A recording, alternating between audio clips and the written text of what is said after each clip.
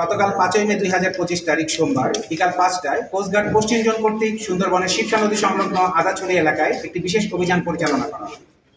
অভিযান পরিচালনা করে উক্ত এলাকা হতে 2টি একনলা বন্দুক, একটি শর্টগান, একটি খেলনা বন্দুক, অস্ত্র তৈরির সরঞ্জামাদি, 23 রাউন্ড তাজা কার্তুজ, 204 রাউন্ড ফাঁকা কার্তুজ, 9টি দেশীয় অস্ত্র, 4টি কুড়াল, 7টি করার, 10টি রড, 5টি হাতুড়ি, একটি সোলার, 28টি মোবাইল, 11টি ওয়াকিটকি, চার্জার সহ 2টি কাঠের নৌকা সহ সুন্দরবনের কুখ্যাত ডাকাত করিম শরীফ বাহিনীর অন্যতম 2 সহযোগী মোহাম্মদ সাদ্দাম খান এবং মোহাম্মদ আব্বাস মোল্লাকে আটক করা হয়।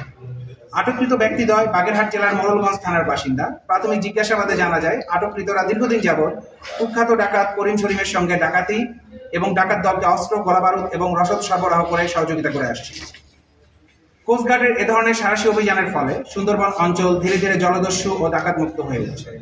এই অভিযানের মাধ্যমে উপকূলীয় এলাকার জেলে ও মাছ শিকারীরা এখন নির্বিঘ্নে ও নিরাপদে তাদের জীবিকা নির্বাহ করতে পারছে।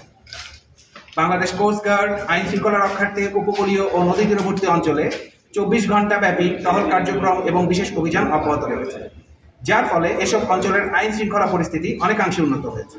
কোস্টগার্ডের এই ধরনের অভিযান ভবিষ্যতেও অব্যাহত থাকবে। ধন্যবাদ সবাই।